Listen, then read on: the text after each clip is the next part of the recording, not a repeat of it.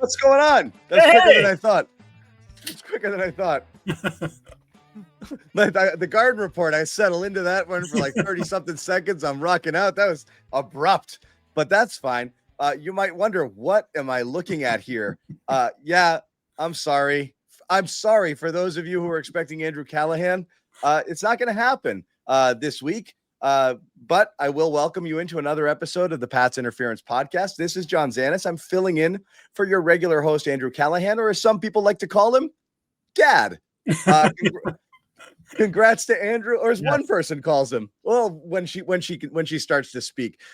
Congrats to Andrew and his wife Alicia for welcoming their first child, Carmela Callahan, into the world over the weekend. I got to say, Mikey, as a former Channel 7 employee and someone who has a daughter named Zoe, I can appreciate the alliteration. So I do like that.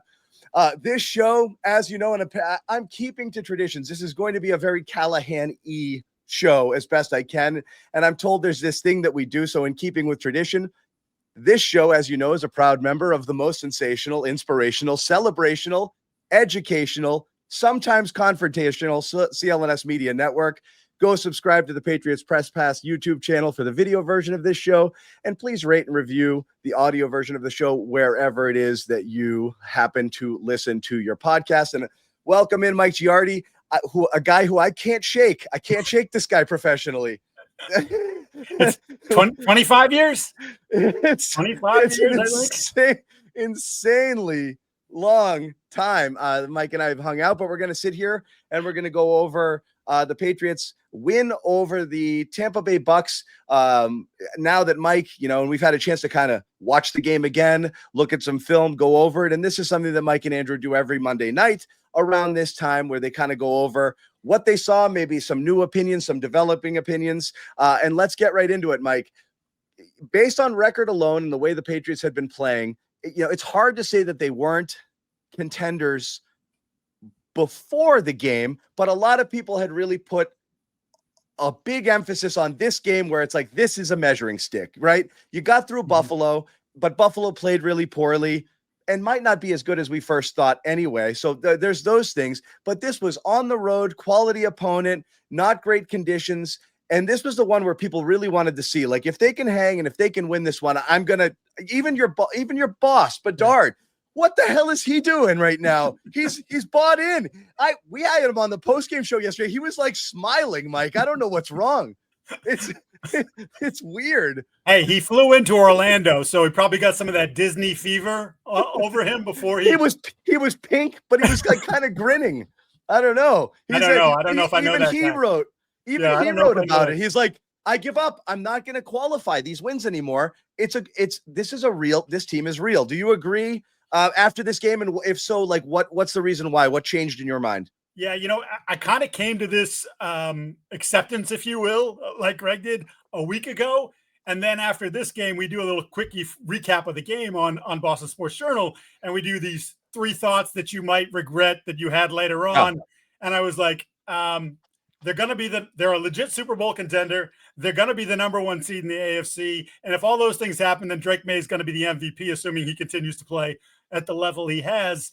And it's like, for the longest time, I was having a hard time wrapping my brain around the schedule, some of the opposition. You just like, look, I just, that's a nice win that they beat that team that by 18 points or whatever, but that team stinks. And you go to the next one and the next one. And then it was like, well, if they keep taking care of business, they can only do what's in front of them. And they were knocking all those things down. And then to go into this game, and look, Tampa Bay was not at full health. Neither were you, but I would argue that Tampa's absences were a little bit bigger than yours, but same thing.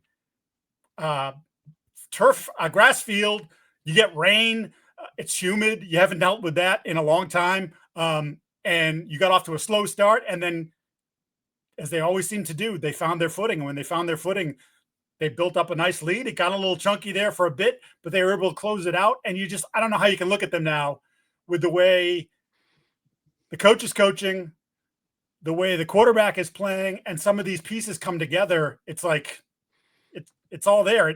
In many ways, John, I think I was saying this to you earlier, it's got a little 2001 feel to it. And this might actually be that was a pretty good team. I don't know if I want to say they're more talented, but every week it's somebody different. This week it was Trevion Henderson and Kyle Williams and Jack Gibbons on defense. The week before it's whatever, Jalen Hawkins. Like you're getting all these different things happening, and then you're getting consistent play from your star players, and it's like, just embrace it. This team is good and they feel it. We've seen this in a lot of sports, Mike, where you don't like the 2001 Patriots seemed fluky, seemed like underdogs because you didn't know yet. And then you realized after, oh, there's some really good players here. But some of that stuff, you didn't really realize it until the next year or the year after, because the bones of that team, granted, they, added some enhancements as well, carried through into the whole Dynasty 1.0. You see it in a lot of different sports where it's like, oh, these guys are better than we thought. We've seen it locally too. You've seen it, recently, like Florida Panthers beat the Bruins, who were a top seed, as an 8 seed. And it's like, wow, an 8 seed. No, they were really good. Look what they've done with that and all of those players here. So that's kind of what happened. You do wonder, you mentioned these guys, like what could we be saying about Ponder or Woodson in 2 and 3 years? Are they going to be in the Pro Bowl? I'm not saying this, but I'm saying all of a sudden, if these guys step up and they're legit players, you look back on this year and you're like, oh, they had talent. We just didn't know that they had the talent. And I think that's what people are trying to figure out here, because you see the success, but then you compare it to like the Washington Commanders from a year ago, and it was like, well, that was kind of fluky. Are the Patriots the same thing? Is this just a good quarterback, a soft schedule, and a bunch of things breaking their way, and then they're going to come crashing back to earth? Or is this the beginning of something? But you're right.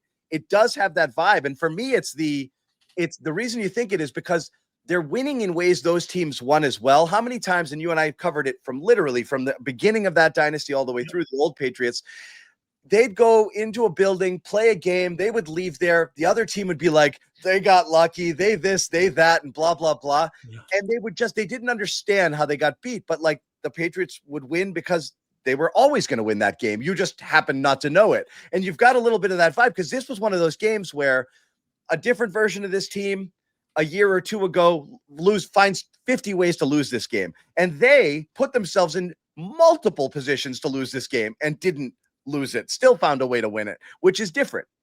Oh, and there's no question it's different. And it sort of goes into and there's no way to really quantify this. And it's sort of one of those things that we talk about and people write about, but the level of like belief and buy-in, it's so obvious. It's the touchdown by Stephon Diggs before the half. Go look at the replay from the sideline and go watch half the team go streaming down to the corner of the end zone. Like there probably could have been a flag because people left the bench area. Like you're not supposed to do that, but it's just like they're pulling for each other. You watch some of the sideline shots. I think it was a Christian Gonzalez had a pass breakup, and it was Stephon Diggs is in the background. And you see Diggs like throw his hand, like just the excitement and the juice that they're bringing and giving each other. It's like they're feeding off of it. And that played a huge role, I think, in them winning this game, because one side ended up picking up the other side when they needed it until the other side kind of got their footing underneath them. And then, they iced the game. So there are a lot of similarities. There's a lot of belief, and they have become a lot of fun. I don't think there's any, especially after you watch the misery of Bill's final season. And that was just a death march all the way to the end. You can't say the quarterback's name. You got all that crap. I mean, it's just a disaster. And then obviously Giardi put into a position that he wasn't ready for, and that coaching staff's thrown together. And it's the same thing. You're watching it going, when is this going to be over? Like by mid-October, you're like, that's this, I'm ready. Like just blow the whole thing up, forfeit the rest of the games, and let's get into the offseason. And now this has come faster than I think anybody in their right mind would expect. Taylor notwithstanding. But in general, like even for them, right, John? Because this is the thing, and I like to bring this up. I probably have sprinkled it into an article every couple of weeks here. After their joint practices against Minnesota, the New England Patriots, the guys in there, the Mike Vrabels, John Strikers, like, hey, like there's something, people are getting a little ahead of themselves. Like it's going to take a little time. It's year one of the rebuild. It's year one of the rebuild. Well, they're 8-2. It's year one of the rebuild. And to your point, like it's here. It's all happening. Like you can't deny what has happened to this point. And who knows what happens next year. We'll deal with that when it comes, and how you deal with the better schedule and all the different things you're going to have to deal with. But for now, it's not even an overachievement anymore. They're just ahead of schedule. They're playing better than anyone thought they would. The quarterback has matured to a level that no one thought they were going to. And I mean, that's obviously massive, but the plan has been terrific too. The whole thing is coming together. I never like to overreact to one game, because I do think that happens too much in a lot of sports dialogue. Quarterback plays great. Oh, they've arrived. They have a bad game. They're at least a year or two away. I think that too much can be placed in it. And if they did lay an egg here and lost, I don't know that it would have changed much. But what did change for me specifically is that they didn't play very well. And this is a type of game, like, it's not that they, you play good teams. Sometimes you're not going to look great, and the Bucs are a good team. But if you think about it, that Drake Maye had his lowest completion percentage of the season, 52%, not very efficient at all. He had a negative EPA in this game. He made a type of mistake that absolutely kills bad teams late in the game. And if the Bucs march down the field and score a touchdown, that's going to be marked in the, well, they're not ready for primetime column. But they overcame that as well. And so all of that stuff, coupled with, who are we looking at in this AFC that you're thinking, like, there are times where it's like, okay, you're playing well, but like when you get to the end of the line, this team's going to beat you by 150 points. That happens all the time. Like the Commanders, by the time they got to Philly, they were going to lose that game by 100 points, and everybody knew it, and they did. That was happening. They were not ready for that level of football. Who in the AFC right now are you like, they're not ready for that level of football? You look at the Bills, who just puked all over themselves against Miami. You look at the Colts, who struggled with an Atlanta team that you were on the way to blowing out last year before Maye made another critical mistake. They're not world beaters. You know that KC is coming, but they also laid an absolute egg last week against. So all of these teams are mortal and beatable, and your best effort might be good enough to win a game. It's not like we need to play great and they need to play poorly and maybe we catch some luck along the way. You actually might be able to string together a game that's good enough to beat most teams in this conference right now. NFC, I think, poses some different challenges, but that's the other reason why, is not just this game, but the snapshot of what's happening around the league has kind of changed my thinking of how close they are to actually potentially getting there this year, which is nuts. Yeah. So Callahan got mad at me last week because he's like, do you feel better or worse about them going forward after they survived the Falcons? And I said, better. And he's like, well, why do you feel better? I'm like, because take a look around you and see what's happening. And he's like, oh, that's not like, that doesn't relate to them. I'm like, no, it absolutely relates to them, because you know that the quarterback on his best day is capable of going into Buffalo and beating Josh Allen and the Bills before we knew the Bills might have more flaws than we initially thought. Like they survived. I think that Saints game was a good test. Like, you're coming off this big win. You go down there, not an easy place to play. That team, I think is a little bit more talented. Not that they're good, but a little bit more talented. And you were in a little bit of a fight there, but you outlasted them. And then, put together a couple of games in which you just spanked the opposition. And it's just like, you can just feel it building and building and building. Whereas I think you look around and you say, yeah, Kansas City was the one, right? That it was like, oh, they're coming. And then they go into Buffalo and do what they have done in the regular season the last 5 years. And that's lose to Buffalo. That doesn't obviously hasn't shaped them in the playoffs. It might not mean anything. Yeah, the reverse happens, but they were starting to come along. Indy's Daniel Jones is realizing that he's Daniel Jones.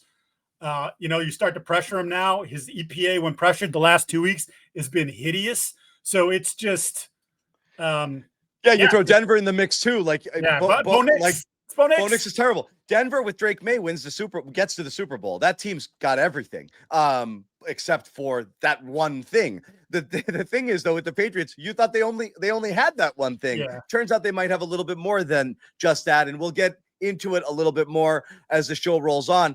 Let's ask the question, very basic here, but what was it that the Patriots were able to do? Why were they able to win this game, Mike?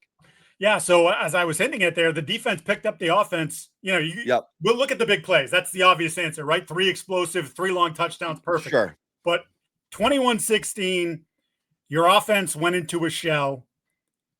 Tampa Bay had 3 drives. They went 6 plays, 8 yards, only 1 first down, punted. Punt turns from midfield, turns into a touchback. a 3-and-out drive, which of course you answered with a 3-and-out of your own. But then after the interception by Maye in the end zone, Tampa Bay puts together something. They're driving, and that's, of course, the 3rd down and 3. And then, of course, the all-out blitz on 4th and 3, in which K'Lavon Chaisson loops on the inside, a little 2-man game. And Michael Jordan, who was your starting guard for 12 weeks last year, before you cut him, you cut your starting guard. He was responsible for Chaisson. Didn't pick the stunt up. Chaisson gets in there. Somehow Baker Mayfield, he ducked like 3 sacks there. Chaisson had him. Craig Woodson had him. Milton Williams had him, and he still they should have blown that dead. Yeah, managed to get it out, but everybody kept playing, and you stopped them short on 4th down. So then all of a sudden, is the next 2 plays later, Trevion Henderson goes 69 yards for the touchdown, and now you're back up 28-16. Everybody can exhale. You're going to win the football game. But in that moment, the most important thing was the defense stepping up when the offense had lost its footing, and they preserved the lead, and then eventually the offense, with one big play, got back underneath them, and it was a ball game. Yeah, and it was those 3 drives there where the Patriots really stalled out, but also you have to look at immediately, same exact thing with the defense immediately after Drake Maye throws that interception. And a huge, cojones there to stop up, as you said there, and then Henderson ices it. So all of that stuff was terrific. If I'm going to say one thing in addition, I agree with you 100% that their defense stepping up when the offense was faltering was huge there. And that's that complementary football, which is one side picking up the other, as you mentioned at the top of the show. One thing I'll say low key that I thought was really important in this game was the commitment to the run.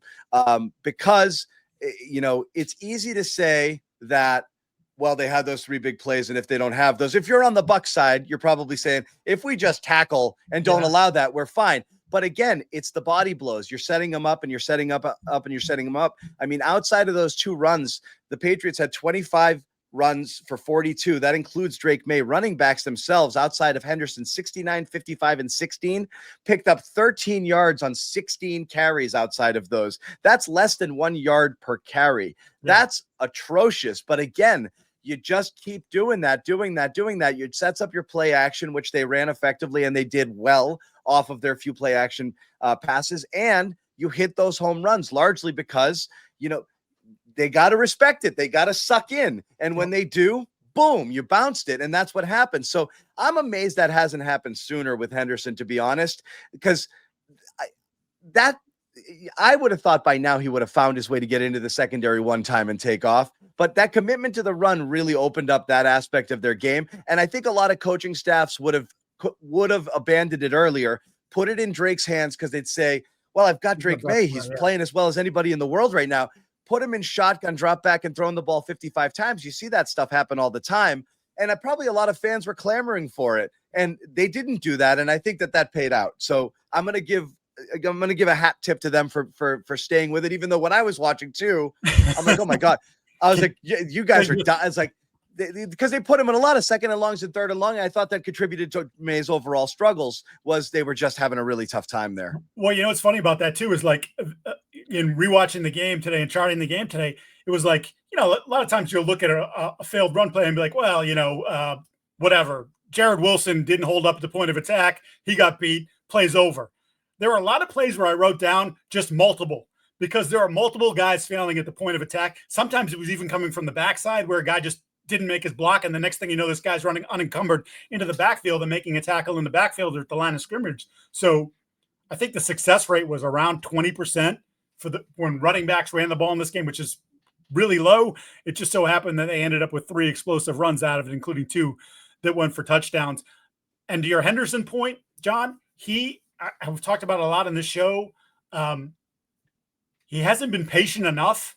He's so damn fast that he wants to go. He wants to go. Yeah, he's running into the backside. He's running into contact so many times. And just like, if you gave it just that little heartbeat, that heartbeat could change the entirety of the play and turn a negative run into a positive, or turn a short run into a long one. He's got to go watch like hours of Le'Veon Bell tape, that might be to the extreme, but I get your point. But just where is it? Where is that hole? Just stand around and kind of stare and look at it. Also, he could do the Danny Woodhead thing. He's kind of small. Just duck. and they can't see you and then find it and pick it and just go, So I mean, in many ways, the 69-yarder was kind of like that. It wasn't really much there, and he was sort of like there were a lot of bodies. Tonga was in front of him, like bodies were flying all over the place, and he just kind of found the seam and he went. Yeah. So, but again, they committed to it.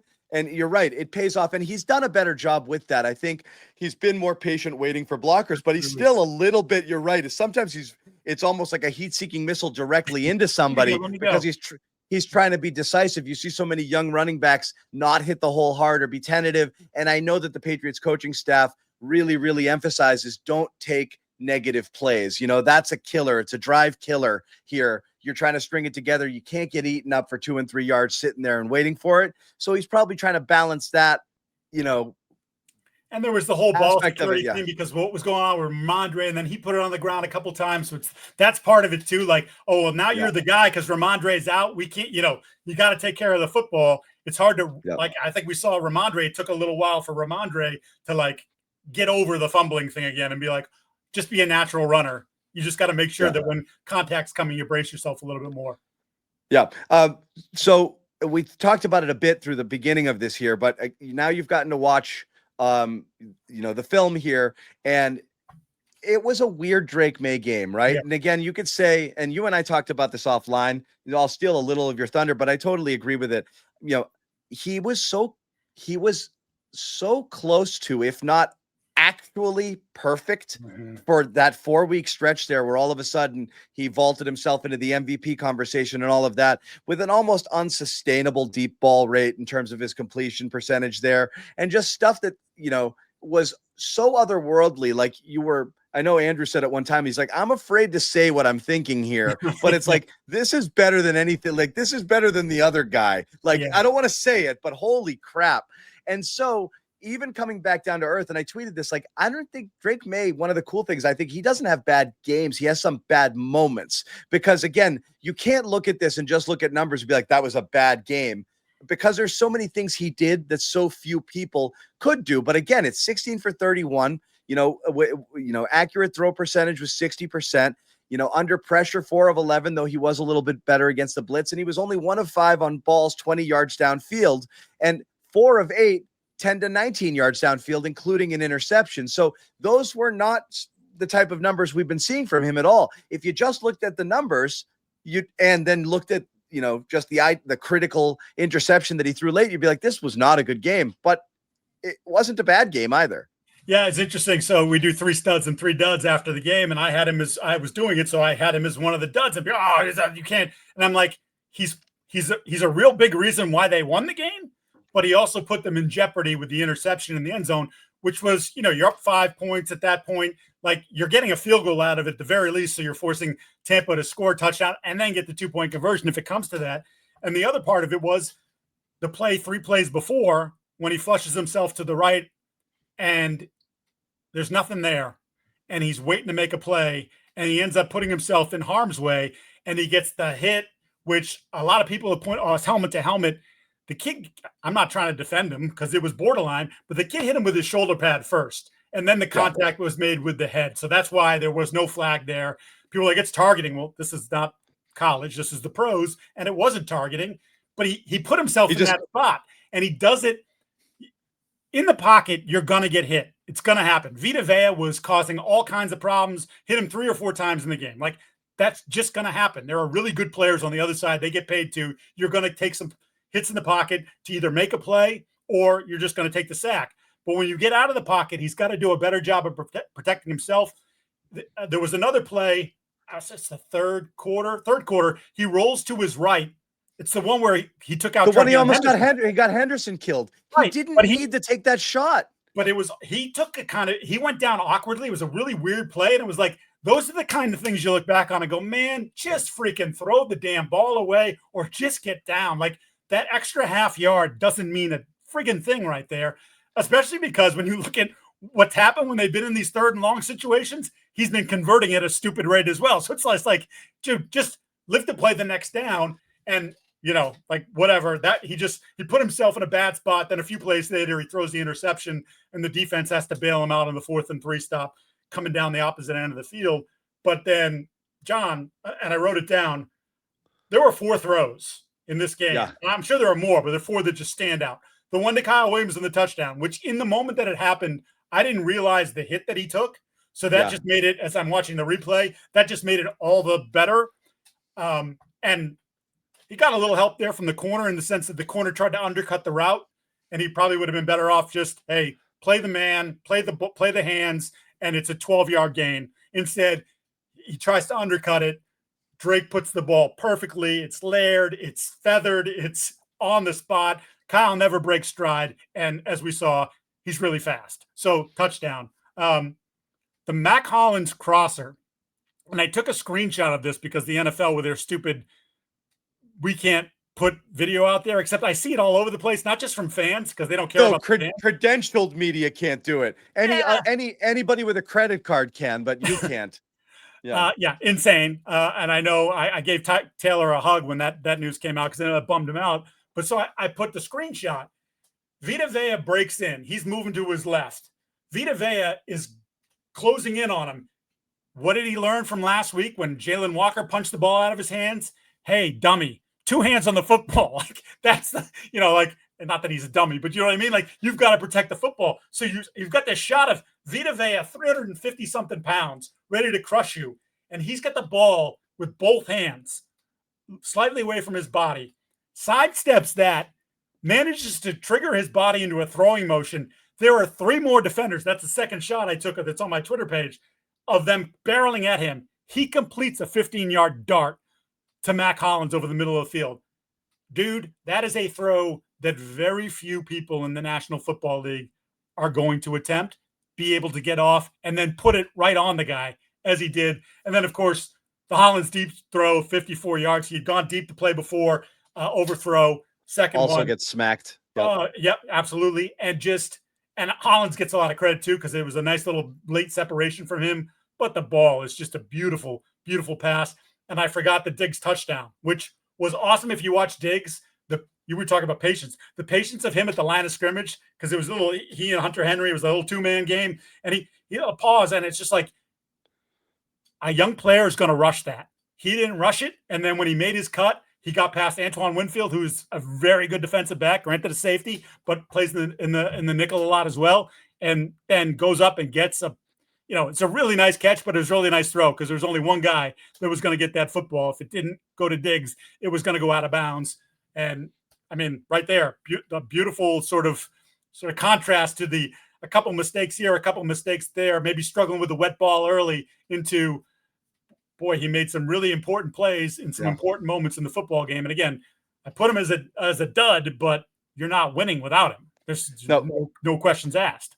Exactly. And you mentioned that first throw. I in the moment, I appreciated the precision of the throw itself, but up on second glance, going back and looking at it, and Greg wrote about it in his 3 plays over on Boston Sports Journal as well. But it's really interesting when you watch it again. He does have Hollins going over the middle, and it's a good gain there. He just had to wait 1 second for him to kind of clear, and he can hit him in stride going across the field for a 20-something yard gain. There was defense there that was probably going to keep him out of the end zone, but that's fine. And at the very last second, with his foot pointed to the middle of the field, he sees Williams and he turns just his shoulders and throws it with such touch, with bad footwork at that point. Because so to me, it wasn't just the difficulty of the throw based on the fact that he's pointed in the wrong direction.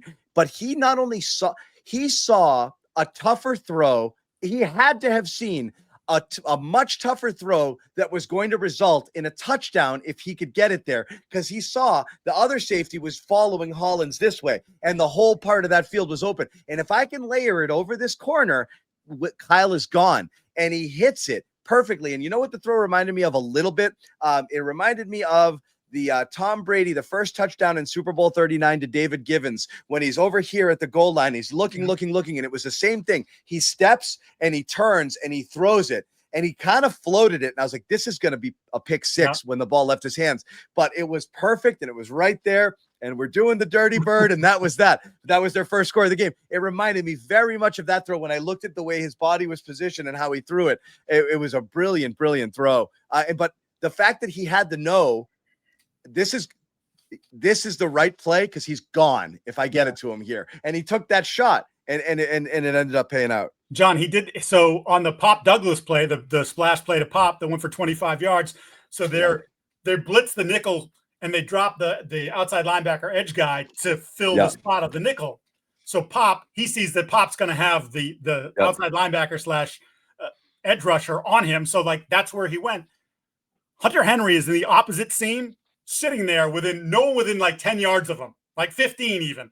And he makes the tougher throw to Pop because Pop was out, it was like not covered, but I mean, there was a body closer to him. There was no one anywhere near Hunter Henry, but he was like, this is where the blitz is coming from, and I'm gonna make them pay for it. And he did. But if you look at the other thing, it's like it could have been like the easiest. He could have thrown that thing left-handed to Hunter Henry and still gained 20 yards, but he makes the more difficult throw to Pop and still gets the splash play out of it. And that's the one where Pop's got to check his shoes a little bit because Right? he's just stumbling all over the place. I swear he'd have 3 more touchdowns right now, but he keeps losing his footing on some of these longer runs. That was one of them there as well. But that was great. So again, I think that is the major takeaway here is that the bad plays were not, except for the interception, damaging bad. Even I think the sack, he takes 1 sack against a Bucs defense that, was in by every metric, really good at getting after the quarterback. And you've got Bowles, who's an absolute, just gets in them, just mind F's quarterbacks with, bringing pressure and disguising coverages and all of these things. I was super, super impressed by the things you mentioned, standing in the pocket to take hits all the time when it was coming and not getting flustered or rattled by the consistent pressure there. And then just the quality of those plays that very, very, very few people could make, being able to do that and kind of bounce back, and the short-term memory that he has of like, okay, that was a bad throw and I'm going to come right back and I'm going to do something else. It just takes a lot of moxie to be able to kind of go about that. The way that he did here. It was far from perfect, but again, a different guy, gets eaten up in this game. John, one more thing too. You're talking about Bowles, and he's the coverage disguises. They're the most disguised coverage team in the league. Obviously, bringing pressure from everywhere. You don't know where it's coming from. There's a lot of second and third level pressures that you can't even account for when you're calling out who's the Mike linebacker and who's picking up who. They're great at doing that. You know what Todd Bowles did in this game? He didn't blitz a lot. In fact, in the second half, there were a number of occasions where they rushed 3 and had a spy on Drake Maye because they were so concerned about his legs in those moments. And it's just Drake is getting such an education now because of the different approaches that he's seeing week in and week out. Atlanta bringing 5 guys constantly, sometimes 6, and a lot of like trying to individual to size up guys individually on players and matchups that they wanted and hunt those. And he handled that until the fumble. And obviously took him a little while to get his feet underneath him again in the second half of that game. But in this game, like, you're thinking it could be one thing. And Josh McDaniels did kind of warn. He's like, played against him a lot, and he's either going to blitz you like crazy or he's going to back off. And then you're trying to figure out what's his plan. What's he trying to do here? What are we showing him that he's doing it this way to us? And there was a lot of that where just rushing 4, which they still did a pretty good job creating pressure. I believe Next Gen had 17 total quarterback pressures on the 31 actual throws. So, but again, standing in there, taking the hit on the play before the Hollins long completion, then delivering it again with the same type of pressure and the same type of contact says a lot about how tough that quarterback is. Yeah, I think it was the numbers I had pulled was he pressured on 44% of his dropbacks. Again, only sacked once despite that, and it was a 1-yard sack. I actually think that that's something that everyone talks about, the amount of sacks Drake Maye is taking this year and how that's a blemish, and some of those are forced. And you're right, he could probably throw it away, but I don't think there's a huge difference between a 1-yard sack and throwing the ball away. And a lot of times he's just saying, I'm just going to duck it and kind of run into the line here. And he's not taking 7, 8, 10-yard sacks, which are absolute drive killers. So you can live with those there. You're right. They brought an extra guy 10 times, and he was 6 of 10 in that with 2 touchdowns. So there's a reason why you're not blitzing him, because he's killing the blitz right now. So not surprising that Bowles would try to do what he did, drop a bunch of guys in there. I think that led to some confusion and some inaccuracy there because he was trying to read what was going on in front of him while they were still able to get a little bit of pressure with only that 4. And that kind of explains why I think that the completion percentage in those numbers were way off from where they normally did. He didn't have a lot of dunkers, right in front of him. He had to work for a lot of what he got. And so it was a grind, but I definitely think, again, upon further review, it might have been a dud at first watch. Now, if you had to flip it again, would you put him at least in the neutral, if not the positive category? I would have put him in both categories. I would have cheated. Yeah. Like, you don't win without him, so he belongs Right. in the stud. But the dud part is don't take that hit. Because, look, as I said, the shoulder first, but then there was head contact, and he was a little sluggish coming off that play. We've had these issues with the contact to the head and having to come off the field. I'll tell you what, I don't know what the spotters do. Go back and look at the Jackson Dart concussion from this weekend, where he literally, his arms go limp. He doesn't even attempt to recover the fumble. They didn't call down. He stayed in the game. And it was Dayball who was like, something ain't right with him. And they took him out of the game. Of course, that got Dayball fired. I mean, that's not why Dayball got fired, but he got fired today. But it's just, I don't think it helped. Yeah. But a few plays later, he throws the interception. I don't know. Can you correlate the two? Is he just not totally feeling great there in that moment? I don't know. Yeah, I don't know. We march on, and again, there'll be more Drake Maye as we kind of roll through the rest of the show. Before we do that, we do need to tell the fine folks at home about our sponsor here at Pat's Interference and the entire CLNS Media Network, and that, of course, is Prize Picks. If you see the offer there on the screen, you know all about it right now. Download the app, use code CLNS, get 50 in your lineups after you play your first $5 lineup. And it's a great time of year for this sort of thing, Mike, because it's every season. I mean, we don't have baseball anymore, but you got multiple sports. That's one of the cool things about Prize Picks, mix and match sports. I don't like to do that. I like to kind of focus in on a block of games, 1 o'clock, 4 o'clock, or one game, and play it that way. But all you got to do, pick more or less on 2 to 6 player stat projections, get your picks right. You could cash in up to 2,000 times your cash. Lots of cool features, including free squares, which you can basically just a gimme. You insert into your lineup. It makes it that much easier for your lineups to hit. There's flex plays, which means you can cash out if your lineup isn't perfect.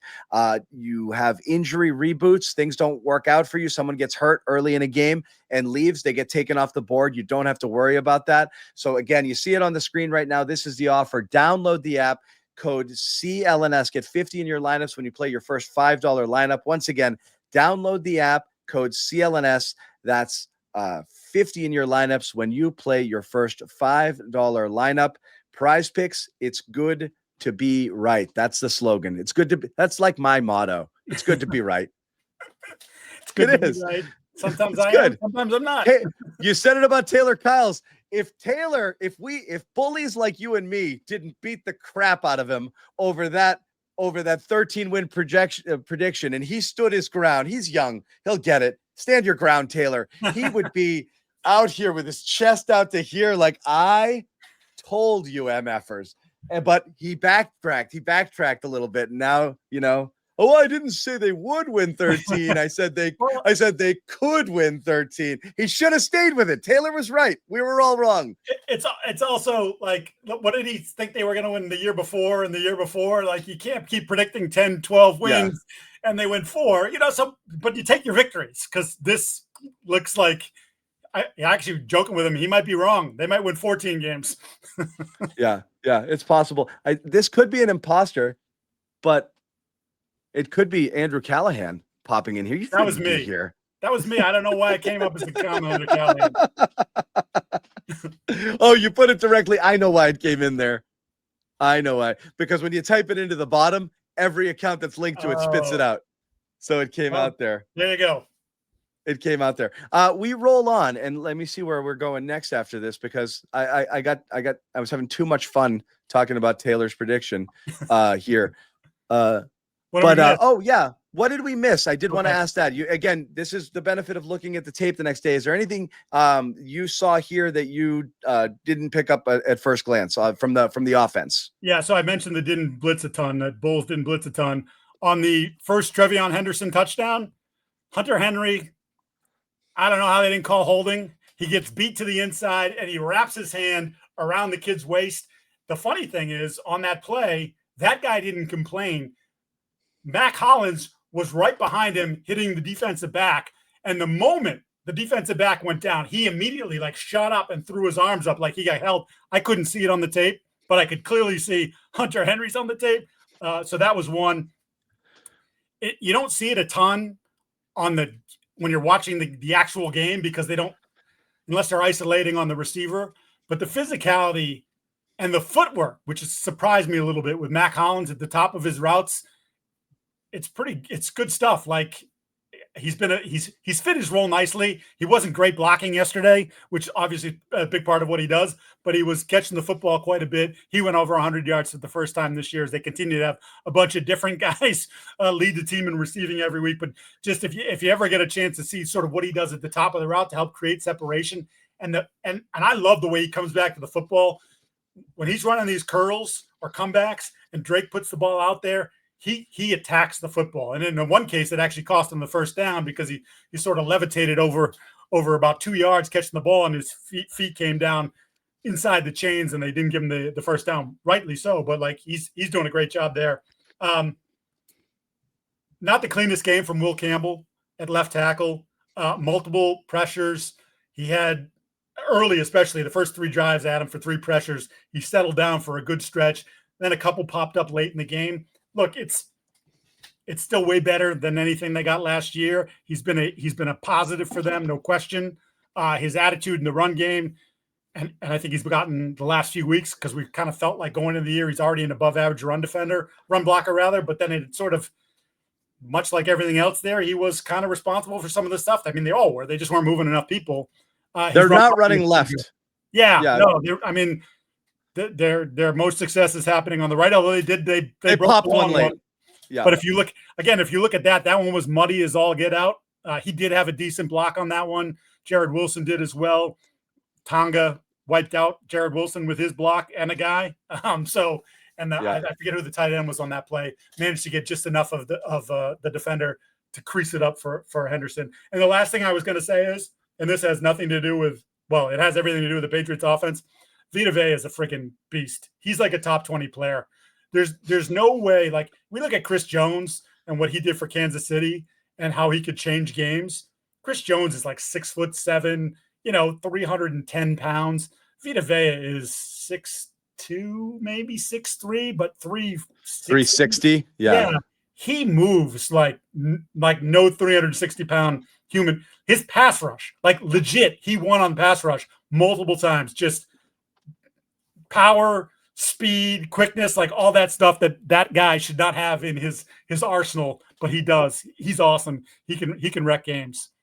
Yeah. So again, from a game plan perspective, is there anything you thought the Patriots were trying to do that they failed to do? And again, established a run, you could say, but when you're watching this thing, did you get a sense that like they wanted to approach the game offensively one particular way and the Bucs changed them up? No, I think it was what you said earlier. Like, they were going to run the football and stick with the run as much as you could in that instance.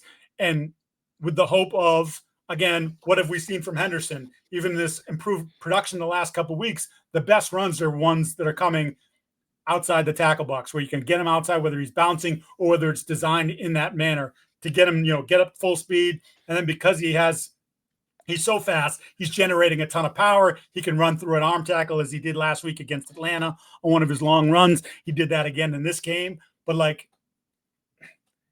it's sort of, we're going to do this because we have to. We can't just put this all on Drake Maye. We can't risk him dropping back 45 times against the Todd Bowles defense. More bad is going to come out of that the more we keep doing it, even though, again, Drake is playing at a really high level. So I think that was just part of it. Like, just sort of a throwback to week 1, right? When they gave up on the run against the Raiders. And I didn't blame them. And I know that was a big talking point after the game. And, Vrabel talking about, we got to have a better run plan and all these things. Your guys weren't moving anybody up front. It was literally pointless. You were literally putting yourself in 2nd and long or 3rd and long anytime you tried to hand the ball off in that game. They've gotten a little bit better at it. Now they've gotten a lot better at it at various points in the second half of the season. So I think they're also a little thrown off too by Drake's inaccuracy early. I think the wet ball did bother him. He had 3 or 4 misses, and he was 2 for 7 to start the game. 3 or 4 of those misses were like bad misses, like not close. So it was kind of a moment where you're like, "Ooh, let's see what happens here." Well, yeah, but again, he settled down enough. I don't want to put this in a time to panic mode, but I did want to address that particular topic. I jokingly tweeted about like, I don't like seeing Drake not be able to throw in adverse conditions, because this is New England and we're heading into December and January, and you might have 1 or 2 home playoff games. Like, it's not going to be awesome here. This isn't a dome team. So I don't know. I mean, if it was, and again, the small hands quarterback situation, again, he doesn't have gigantic mitts there. And that's always something that can come up when situations like this arise. It was only a light sprinkle here. Yeah. And so I wonder, was it the conditions or just the classic, I'm amped up early in the game and I kind of throw high for the first series? Look, the 2 things you can bank on: Drake Maye is going to sail every throw on his first possession. The Patriots are going to give up a touchdown. Like these are just the rules of how the season goes, and then you work it out from there. It's almost, you throw that first, the first series for both teams out, and then you start the game. Yeah, can we get prize picks on that? Can we have more or less points scored on the first drive by the opposition against the Patriots, and Drake Maye throws over someone's head on the first drive? Yeah, sailed throws. I would like to see that, because I do wonder, because you see it a lot early. He's amped up and he's throwing it, but these looked worse. These looked like weird ducky like floaters, inaccurate. And I do wonder if it was the ball or just that I didn't like what I saw, and I already cocked my arm back to throw, and now I'm stuck in between, and I a half throw away, half throw, rather than just a dead miss. But I don't know, like, could you tell watching? No, I mean, it was hard. I will say too that sometimes the humidity can come into play too, because the ball is going to be slick when it's humid, and now you're throwing in. It literally it started to rain when they got the football, so like an immediate sort of jolt of like, oh, well, were we necessarily anticipating this? And you have to wonder how much he worked with a wet ball during the course of the week. And it's something that I can guarantee you going forward, especially as you said, we're entering the months of football where it's just going to be crappy weather. You're going to get some of that stuff, that they will do more of that. The Belichick, let's dip the balls in all the footballs in a bucket of water or whatever. And play some really loud Bon Jovi and mess with you guys. Yeah. Yeah. Great. Please don't do that, Mike. No Bon Jovi. I'm all set. No, don't do it. Let's switch over to the defensive side again. Looking at the tape and seeing everything here. Anything you missed? I wouldn't say missed, but the one thing that kind of popped for me is just, you don't see this defensive line getting pushed back as much as they did. They definitely got, I wouldn't say blown off the ball, but for the first time ever, they weren't clearly winning the line of scrimmage. This is the first time we've seen it. Yeah. It was funny because I went back and looked at it. So the Patriots came into the game allowing just 75 yards per game in the run game, which is best in the National Football League. Obviously, we know the streak they had going in, 9 straight games of not allowing a running back over 50 yards in a single game, and that was broken. They gave up 113 yards rushing in the game. And some of it was running behind Tristan Wirfs, who, as Milton Williams said to us today, he's like, dude, he's one of the best left tackles in football, and they use him a lot in the run game. It's not just, you're not just there to protect Baker's blind side. He's also a weapon in the run game, and you saw some of that. He moved people, and they were able to pick up some yards behind him. The one thing that I don't want to say I didn't like, but had been different than in recent weeks is they didn't have as many layers. It's one of the things they talk about quite a bit, because as you watch them, their ends always knife inside.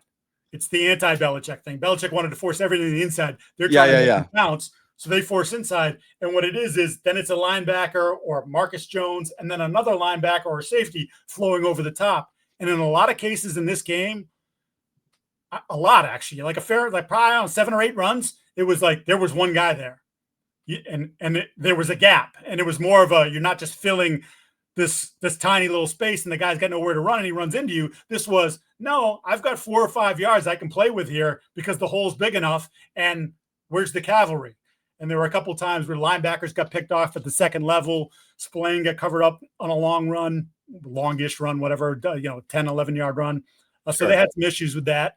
But again, generally speaking, still pretty solid, still effectively, not as much as in recent weeks, but still effectively forced Tampa Bay to be a little bit more of a pass-heavy team, because they're eliminating a lot of stuff. And there was a couple plays too where guys just made really good cuts flow to the ball. There's nothing there. I think it was early in the game. Rachaad White ends up with a 6-yard gain when it should have been a 2-yard loss. He just bounced and literally went from the right side all the way to the left side.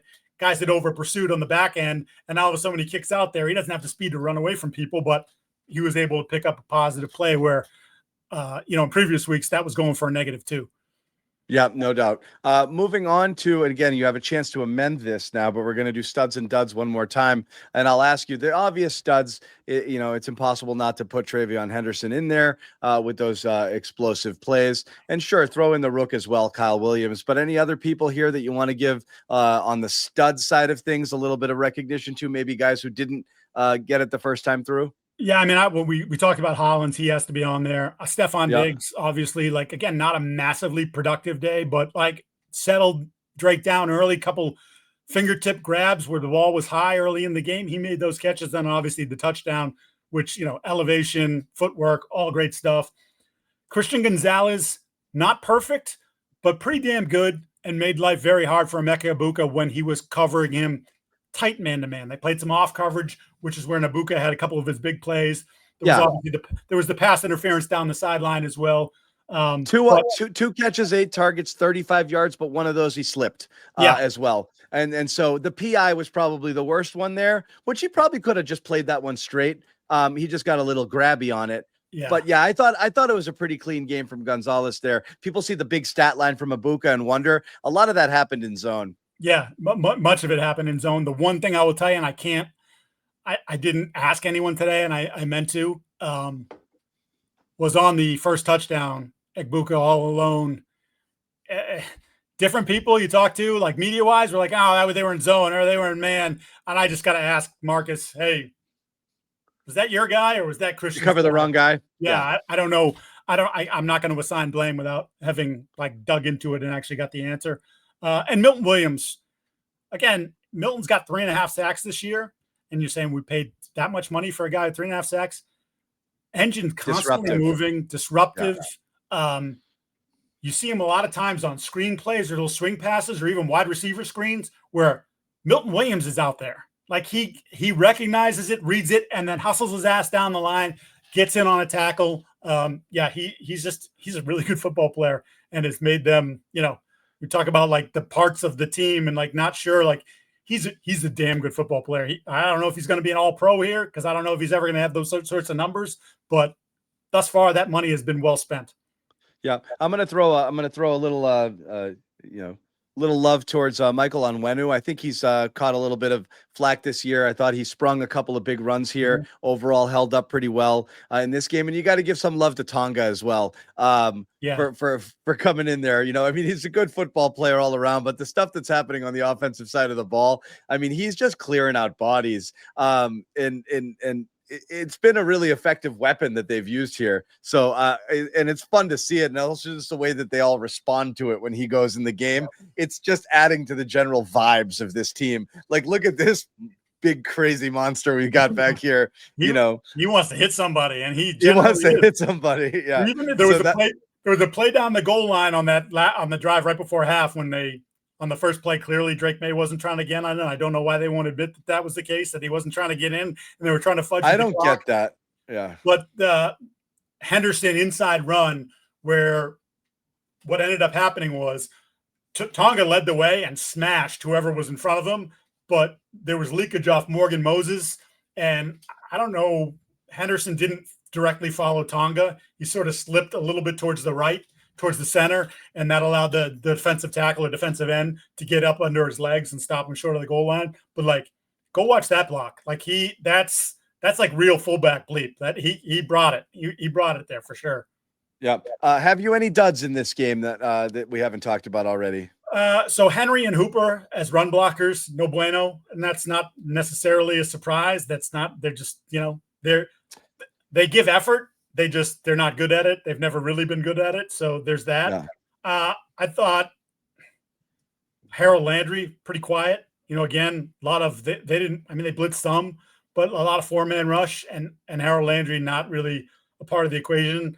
There was one play where he peeled off, was a short completion, and he was running with a little hitch in his step that I haven't quite noticed in recent weeks. And I know, look, he got hurt in that Saints game. and I don't think he's been the same player since when he got that, his knee, it was friendly fire, but his knee and his ankle, they listed as an ankle. I don't think he's been the same guy since. He's still out there. He's still solid against the run, but I don't think you're getting quite the bang for your buck as a pass rusher. And I also thought it was a really quiet game, second week in a row for Christian Barmore. Didn't see a whole lot there. Got hurt, came back in the game. They listed him as questionable almost immediately with the back, and then he was back in the game. I didn't actually keep track of how many plays thereafter he was in, but he was in. So I don't know. They need more from him because Mike's talked about it. If we're going to rush 4, the 2 guys in the interior have got to be disruptive. Milton's giving you that. Barmore had been on like a 5-game heater before the Falcons game, but now that's 2 in a row where he's sort of been on the downside. It's kind of sneaky. People don't think about it because you're always thinking about like the tight ends being safety valves for the quarterback, and again, they don't have they don't have a ton of playmakers in the receiving corps. So you see Drake hitting those guys on their seam routes or kind of on their third downs, and really judged mainly on that. But the run blocking really is a thing. You wouldn't think, but entering the year, I mean eventually you're going to need more help at the tight end position, but it's become a pretty sneaky need, not just for the Patriots, but league wide. You see the trend going on with the 6'0" lineman or, the big ass blocking tight end, like your Jackson Hawes in Buffalo. Yep. And like these guys' inability to act as a 6th lineman, I think, is another reason why the run game is suffering. You see, I mean, I can't remember, you've got teams, I think the Rams, who you think of this high flying team, ran 13 personnel on like 40% of their, so you're seeing a lot more of this right now because of the ability to run out of those formations and to pass to these guys. And you don't have that dual threat there with these tight ends. And it is stunting their offense a little bit here, especially with the lack of like super dynamic playmakers on the outside or in the receiving core. So that's something that's I think a critical need heading into next year. I kind of wanted them to address it in this past draft. And like, I can't go back now and say like, based on who they pick, where they picked them, I wasn't going to really argue any of the picks. I felt like the first 4 in particular were like, yeah, that makes sense. I understand why they would do that, but it is something that they're going to have. It's a market they're going to have to be involved in. And it would make sense if it's a young player as opposed to, going out via free agency and trying to buy someone that way.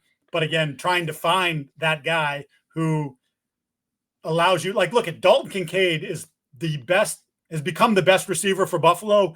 They can't run when he's on the field. He plays 25% of snaps because he's useless, right? Yeah, it's like he's this really good weapon as a pass catcher, but when he's out there, it's a tell. You're throwing the ball 90% of the time when he's on the field because he can't block. So he's not a tight end. There's not many of them, There's not. Not everyone has to be Tucker Kraft, but you do have to. You actually, now that the position has evolved more, that strength in the run game and the ability as a blocker and being able to leak out and catch a pass or two, but not necessarily be a dynamic playmaker down the field. If you are, great. But if not, like the value that you have now in today's NFL against these lighter boxes or what is being able to do multiple things out of those formations, but being able to basically add an extra lineman into that run blocking scheme. And it is a problem because right now, for a person like Dalton Kincaid to play, he's got to be one of your 3 best receivers. He's got to be basically, for one of those types of tight ends to play, they have to be better than your slot guy. Otherwise, they serve no purpose. That's essentially what they become in this offense right now. And Henry and Hooper aren't that either because they're not dynamic receivers and they're not able to do stuff with the ball in their hands after the catch. So you're kind of in a weird no man's land playing those guys. You kind of have to use them because that's what you've got, but it's not giving you exactly what you need. So it's something that they probably have to get after, I think, in the offseason. I don't know if you had another comment on this. No, because I think about all the dirty work they asked Collins to do. Like, he's in many ways, he's a de facto tight end for them. And they ask him to do as much in the blocking game as they do the other guys. And he's probably, again, he's generally not blocking defensive ends and things like that. He's getting that's what it is. But he's in the mix quite a bit. Yeah. Any leftovers, Mike, before we move on to a really scary Thursday night matchup with the Jets? Anything we have yet to address? We've talked about a lot here approaching an hour on the show.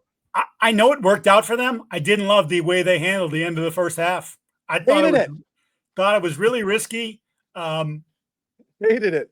Yeah, I just didn't like it. And like I said, even though they haven't fessed up, they won't fess up to it. But clearly the idea was we're not, because of and this is where by the way, I don't like the new kickoff rule, because you're automatically putting people at the 35-yard line, generally at the very least. It's like the kickers now are hitting bombs from 60 yards on the regular. It used to be 50. Now it's 60, 62, where like it's pretty much fairly automatic. So it's like they're trying to manage that and not give Baker the football. But it was a risky play, and I would have taken the 3 there at the end, even if you wanted to play it out that way. When you didn't get it on 3rd down, I would have been like, you know what? Send the kicking team in. We make sure we get out of here with 3. We go into halftime with the lead, and we get the ball first to start the second half. Obviously, again, another sign that maybe things are happening for you. It worked out. Everything is coming up Vrabel. It's been coming up Vrabel and the Patriots for a better part of the year. Okay, my I agree 100%. I said it beforehand. I threw it out there on Twitter. Even if this works, I hate it. It's too cute by half. Like, I don't want to see that. I thought it was ridiculous. But my one leftover thought, and I texted this to you before when we said we were going to do this show, and I was like, whatever is going to happen on this show, I'm going to bitch to you about Kyle Williams playing a million snaps and not getting the ball. And thankfully, he pops off that 72-yarder, and it's great. But he played a significant amount of snaps. It ended up being 3rd most on the team, but really close, neck and neck. Hollins was runaway number 1, but he and Diggs were pretty close there. So he was on the field quite a bit. As much credit as you want to give to Josh McDaniels for scheming things up really well with this team and really maximizing the personnel, I think it's borderline malpractice to not find ways to get somebody like that with this kind of speed and space. And I'm not talking about like just clear out routes or what he's doing, down the field. To me, I'd be looking at like what Ben Johnson did with Jameson Williams in Detroit last year. And then you saw a little bit of it again with him, these little in-cuts, things like that over the middle of the field. Get me the ball. Because you see the numbers, what he ran at the combine. He's fast. We've yet to see it. And then he catches that ball and he takes off where nobody comes in within the front. He's gone. You do not have enough home run hitters on this team to not be looking for ways to get them in space. And they have to find a way, if Williams is going to play, to do something to get the ball in his hands in a position, jet sweeps are gimmicky and don't really work a lot of the time. Find a way to get the ball in his hands and let that dude run just at least a couple of times a game. The fact that he'd play, I'd be stunned at the end of games over the last 2-3 weeks seeing his snap count. Yeah. And where they didn't even throw towards him. What are we doing here? So I don't know if you agree or disagree, but to me, it's a weapon. Find a way to use it at least a few times a game. Yeah. So I would say this, I for the first month of the season, if you remember, at least the first 3 weeks, they were scheming up at least one. They were trying to get him a touch. They were trying to get him a touch early in games. And again, he caught a couple passes early in the year, but nothing crazy. And then there was this stretch here for the last 3-4 weeks where it feels like regression's not the right word, but like, look, at least he was getting the ball or he was close to the ball. All of a sudden it was like, no, they're not on the same page. And the Patriots wisely publicly have kept pumping him up and saying it's coming, it's coming, it's coming. But I think the last 3 or 4 weeks coming into this game, there wasn't anything that was really telling you that. There's always one snap a game with him where he does manage to win vertically, but a lot of times that he's not the primary guy on that. So like Drake would have to come off his first or second read to see that that's going to happen. So you see, like he does have the release. He can get over the top of this guy, but like it's not designed for him. And to your point, again, being out there as much as he was, he's officially listed as 2 targets. That the other target was a throwaway, and he happened to be the closest receiver, but it wasn't a clear target. So when you're out there that often and you throw the ball 31 times and you only have the 1 touch, I still think that's telling you a lot about where he's at still as a rookie and still learning. Which again, I get it, but that's why you have to you have to try to scheme it up a little bit more. Which is just again the same thing. You bring in Marcus Jones on a couple of gadget plays, that means you're going to run something funky to get the ball in his hands. Like if Kyle Williams is going to be out there 25, 30, 35 snaps in a game, one or two of those I'd be looking for. This is the Kyle Williams play. We're getting the ball in his hands and see if he can go. It feels like that's become the Pop role.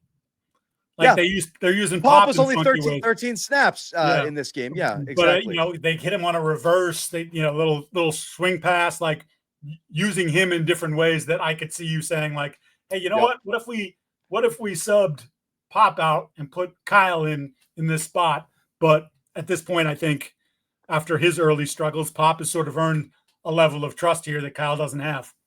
Yep, I see that. We're moving on quickly to the Jets. During our Patriots postgame show, somehow Taylor and Mike talked themselves into this being a potentially challenging game because the Jets can run the ball and this and that. And I got to say, like, this is one of the worst football teams I've ever seen. Mike, you know how hard it is? Yeah. Like, Justin Fields had 5 more yards passing at the half than you did last game. Yeah. That's impossible. Like, you're talking about, I mean, this is one of the easiest teams to defend in the world, because he can't get off his first read. It's like there's no threat. Garrett Wilson's not going to play in this game, most likely. There's no threat of anybody beating you here, there. I think they're just going to, I think they're going to, like, people are worried about a trap game. I think they're just going to beat the tar out of these guys. Yeah. I don't see this as a trap game. I thought, New Orleans, that could have been a trap game. I think even Tennessee, just because of all the hype going into it with the Vrabel thing, like, would you be too emotional? That could have been a possibility of a trap game where you get a little bit like too excited and you do stupid things, and the next thing you know, you're screwed, But in this case, he threw for 54 yards. This looks like the early days of football. This is a funny comment. Like, it's like, like I just learned that I could throw this thing too, Yeah, they're offensively challenged. Obviously, they underwent a pretty dramatic roster makeover at the trade deadline by getting rid of Sauce and Quinnen Williams, clearly indicating, hey, we're in play for a quarterback in the next year, and we're just, our timetable does not fit some of these guys that are on our roster. The one thing I will say is I think that Aaron Glenn's actually improving as a head coach. Now, like, if you don't have enough talent, there's not much you can do to overcome some of that.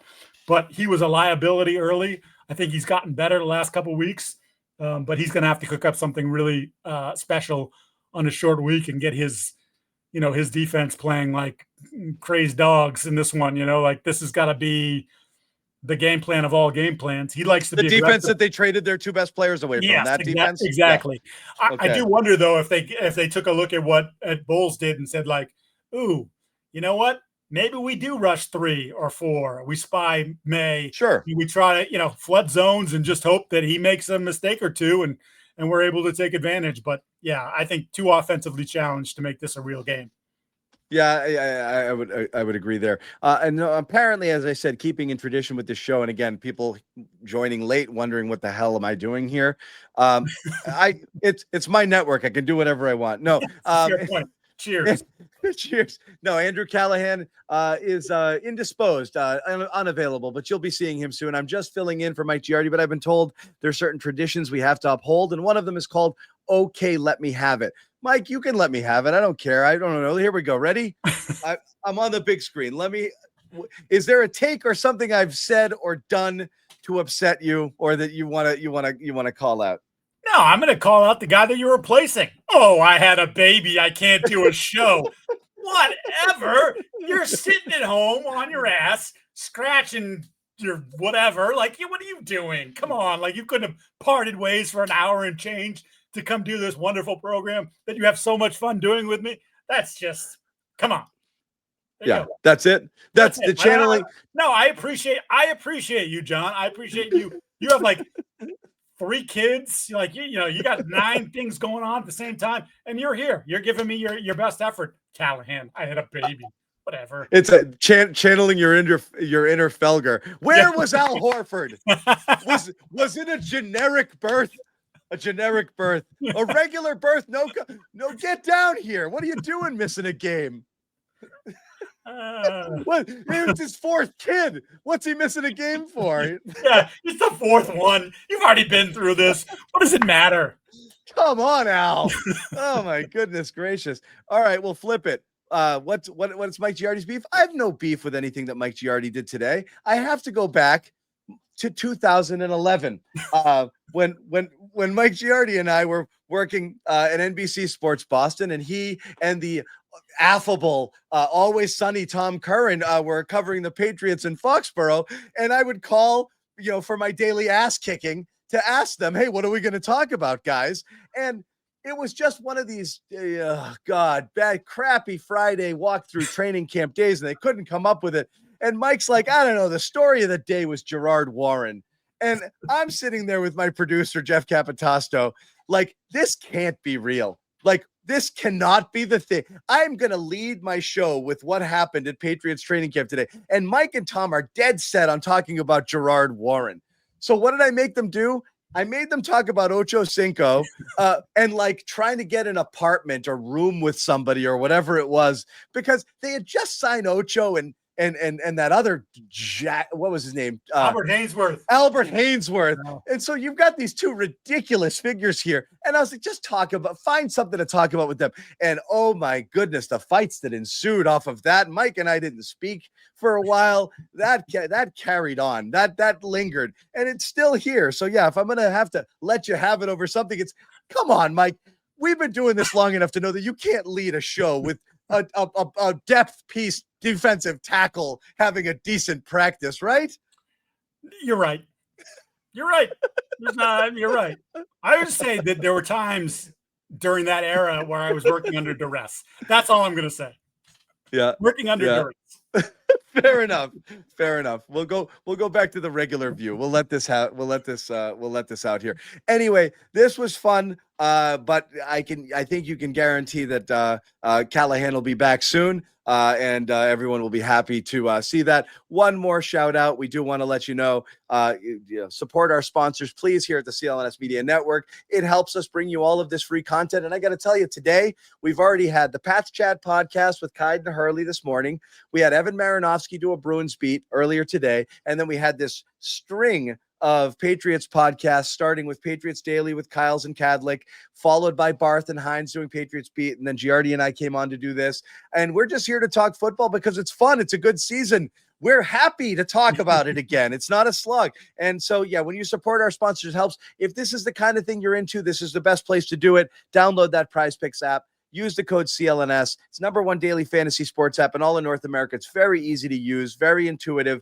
And again, if you like to play the DFS stuff, it's a great place to do it. Use code CLNS, get 50 in your lineups after you play your first $5 lineup. And that's it, Mike. I got nothing else here, no, I don't think. But we did it. You said it right. This season has been such a reversal of fortune from the last few years and the slog that it was.